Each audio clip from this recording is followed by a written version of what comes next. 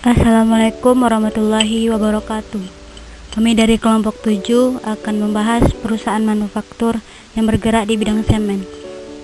Kali ini kami mengambil perusahaan PT Semen Batu Raja Persero Terbuka. Sebelum kami melanjutkan ke pembahasan, kami akan memperkenalkan diri. Saya Melsan Cahyani, ada Gusti Awesti dan Yodi Fala Oktovani. Baik, di sini kami akan menjelaskan mengenai informasi umum perusahaan PT Semen Batu Raja Persero Terbuka, produksi yang dihasilkan oleh perusahaan ini, proses produksi, identifikasi biaya produksi dan perhitungan HPP dan laporan laba rugi perusahaan PT Semen Batu Raja Persero Terbuka. Baik, saya Melsan Cahyani akan membahas informasi umum perusahaan PT Semen Batu Raja Persero Terbuka. Perusahaan ini didirikan pada tahun 1974 di Batu Raja, Sumatera Selatan dengan Direktur Utama Joby Triananda Jem. Perusahaan ini lahir dengan nama PT Semen Batu Raja Persero dengan kepemilikan saham 45% dari perusahaan PT Semen Gresik dan 55% dari PT Semen Padang. Perusahaan ini memiliki 3 pabrik di Sumatera, yang dimana di Batu Raja, Palembang, dan Lampung. Pada tahun 1979, perusahaan berubah status dari penanaman modal dalam negeri menjadi Persero dengan komposisi saham sebesar 88% dimiliki oleh pemerintah Republik Indonesia, 7% dari PT Semen Padang, dan 5% dari PT Semen Gresik. Pada tahun 1961, saham Persero diambil alih secara penuh oleh pemerintah Republik Indonesia. Perusahaan ini terus mengalami perkembangan sehingga pada tanggal 14 Maret 2013 PT Semen Batu Raja Persero ini mengalami perubahan status menjadi perseroan terbuka dan berubah nama menjadi PT Semen Batu Raja Persero Terbuka. Pada pabrik Batu Raja 1 telah beroperasi semen dengan kapasitas 2 juta ton. Pada beberapa tahun kemudian telah beroperasinya juga pabrik Batu Raja 2 yang memiliki kapasitas 1,85 juta ton. Maka total kapasitas produksi semen Batu Raja saat ini mencapai 3,85 juta ton. PT Semen Batu Raja Persero Terbuka ini merupakan salah satu perseroan yang ditetapkan oleh Kementerian Perindustrian Republik Indonesia sebagai salah satu objek vital nasional sektor industri. Hal ini menunjukkan bahwa keberadaan PT Semen Batu Raja Persero ini mempunyai nilai penting bagi penunjang sektor industri di Indonesia.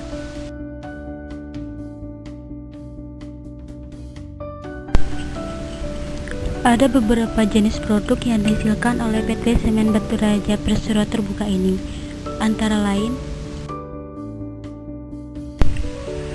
jenis pertama ada Ordinary Portland Cement tipe 2, yang dimana memiliki keunggulan sebagai produk medium resistance. Kemampuannya sebagai material bangunan tahan terhadap kandungan asam sulfat sedang dan panas hidrasi bersifat sedang. Ordinary Portland Cement tipe 2 ini cocok untuk bangunan di pinggir laut, bangunan di tanah rawa, dermaga, bendungan, dan saluran irigasi. Jenis produk yang kedua ada Ordinary Portland Cement tipe 5, di mana memiliki keunggulan sebagai produk ultra resistance. Kemampuannya sebagai material bangunan untuk di lokasi dengan kandungan asam sulfat tinggi. Ordinary Portland Cement tipe 5 ini cocok untuk pelabuhan, konstruksi di bawah air, terowongan, kawasan tambang, dan lain-lainnya. Lanjut dengan jenis produk yang ketiga ada Ordinary Portland Cement tipe 1, di mana cocok untuk konstruksi umum untuk semua mutu beton, perumahan dan bangunan bertingkat, struktur jalan beton, struktur jembatan dan komponen bangunan seperti panel beton, tiang pancang, hollow bridge, paving block, batako, bolongan, pasangan bata, plesteran, keramik dan acian, juga landasan pacu pesawat terbang. Yang terakhir ada Portland Composite Cement, yang dimana komposisi yang diaplikasikan kepada bangunan pada umumnya, namun dengan kuat tekan yang sama dengan Ordinary Portland Cement tipe 1. Portland komposit semen ini mempunyai panas hidrasi lebih rendah selama proses pendinginan. Hal ini menyebabkan proses pengerjaannya akan lebih mudah dan menghasilkan permukaan beton atau plester yang lebih rapat dan lebih halus.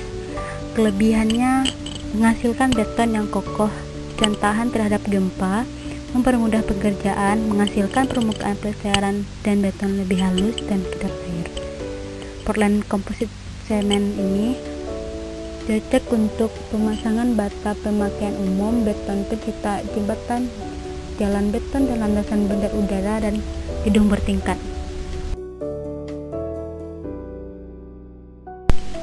Selanjutnya, proses produksi pembuatan semen pada perusahaan PT Semen Batu Raja Persero Terbuka. Kali ini dijelaskan oleh rekan saya, Yodi. Saya Yodi Falah Oktovani, BP 19022002 kelas 2B Depat Akuntansi. Berikut adalah kegiatan usaha proses pembuatan semen. Pertama, query. Pembuatan semen menggunakan bahan baku utama batu kapur dan tanah liat yang diambil dari proses penambangan di quarry milik perseroan. Penambangan batu kapur dilakukan dengan cara peledakan dan surface miner, sedangkan untuk memperoleh tanah liat dilakukan dengan cara pengerukan. Selanjutnya, batu kapur dan tanah liat diangkut ke crusher dengan dump truck.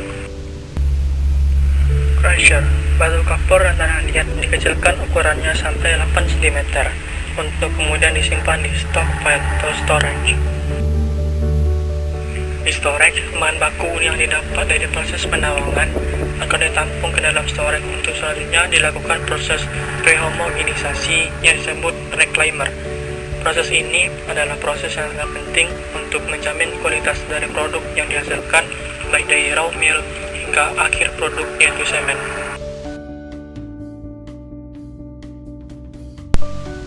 Di raw mill, dari stockpile dimasukkan ke raw mill, ditambahkan pasir besi dan pasir silika untuk digiling dan dikeringkan menjadi raw mill. Raw mill atau tepung baku adalah bahan baku untuk pembuatan terak. Raw mill berbentuk seperti powder yang fisiknya mempunyai kehalusan tertentu. Raw mill mempunyai sifat fisika dan sifat kimia tertentu yang digunakan sebagai kontrol kualitas produk. Sifat kimia digunakan sebagai pengatur proporsi bahan-bahan yang akan diumpamakan ke dalam proses. Raw mill dihasilkan dari sebuah sistem peralatan, yaitu raw mill plant yang terdiri dari alat-alat utama, sistem transport, dan alat-alat separasi untuk kemudian disimpan di raw mill silo. Di semen mill, klinker yang ditransport dari klinker silo Batu Raja digiling di semen mill dengan menambahkan gypsum dan bahan ketiga. Proses penggilingan semen ini merupakan tahapan di mana kita akan mendapatkan semen seperti yang di pasar. Material ini bersama-sama diumpahkan ke semen mill, kemudian mengalami proses penggilingan dan produknya berupa semen OPC tipe 1 dan PCC. Untuk memproduksi jenis OPC tipe 2, OPC tipe 5, dan OEC, klinker hanya digiling dengan gypsum. Setelah didapat semen yang berkualitas, maka semen tersebut disimpan melalui semen silo, kemudian ditransport ke bin semen melalui air slide, bell conveyor, dan vibrating screen. Keluaran dari semen silo berupa semen curah, sebagian dijual dalam bentuk semen curah dengan alat transport berupa mobil kapsul dan gerbong kereta kapsul di Palembang, Batu Raja, dan Lampung, dan sebagian dikirim ke packing plant Batu Raja. Terakhir adalah packing plant. Packing plant adalah sebuah kombinasi mesin dari alat transport sampai ke packer. Packer berfungsi untuk melakukan pembungkusan atau pengemakan semen bungkus atau zak dan timbangan berat yang ditetapkan. Packer merupakan unit terakhir dan proses produksi dari suatu pabrik semen, di mana produk packer yang telah dikemas berupa semen zak 50 kg, big bag 1 ton untuk dipasarkan di Sumatera Selatan, Lampung, Bengkulu, dan Jambi. Selanjutnya, identifikasi biaya produksi. Pada annual report PT Semen Batu Raja Persero Terbuka, saya hanya mendapatkan beberapa identifikasi biaya, yang dimana terak dan semen. Terak pada 2017 terdapat 1.374.797 ton dan semen sebanyak 1.780.000 1.927 ton. Pada 2018, terak mengalami kenaikan menjadi 1.888.248 ton. Sedangkan semen juga mengalami kenaikan pada tahun 2018 sebesar 2.254.751 ton. Pada 2019, terak mengalami penurunan sebesar 1.464.554 dan semen juga mengalami penurunan sebesar 2.127.307 ton.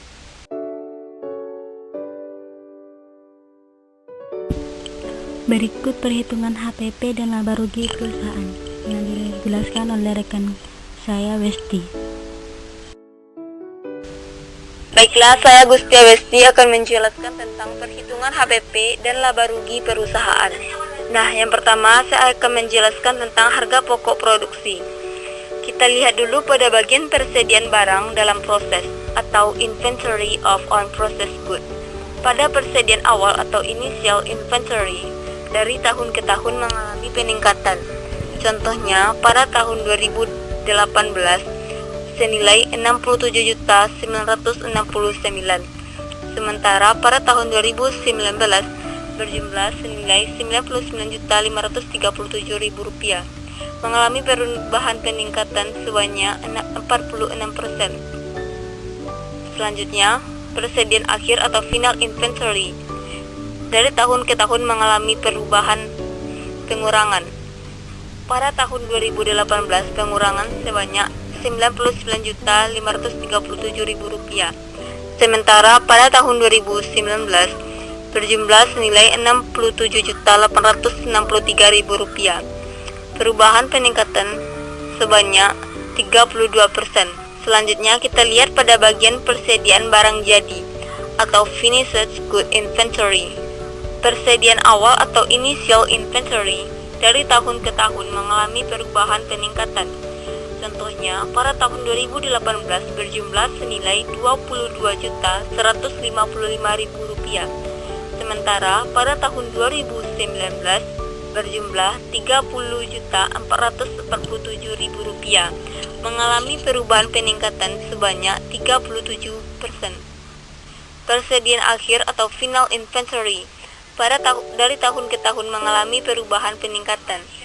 Pada tahun 2018 pengurangan sebanyak Rp30.448. Sementara pada tahun 2019 mengalami pengurangan sebanyak Rp39.215.000. Perubahan peningkatan sebanyak 29%. Jadi, total beban pokok penjualan atau cost of goods sold pada tahun 2018 sebanyak Rp1.289.163.000. Sedangkan pada tahun 2019 sebanyak Rp1.124.627.000, mengalami perubahan sebanyak 13%. Nah, selanjutnya saya akan menjelaskan tentang laporan laba rugi perusahaan. Nah, coba kita lihat dulu pada penjualan bersih atau net sales. Pada tahun ke tahun mengalami perubahan peningkatan. Contohnya, pada tahun 2018 senilai Rp1.995.808.000. Sementara pada tahun 2019 berjumlah senilai Rp1.099.517.000, mengalami perubahan peningkatan sebanyak 0,2%. Nah, jadi total laba usaha yang didapat perusahaan atau operating profit dari tahun ke tahun mengalami perubahan peningkatan. Pada tahun 2018 berjumlah Rp240.502.000. Sementara tahun 2019 berjumlah Rp233.944.000, mengalami perubahan peningkatan sebanyak 5%.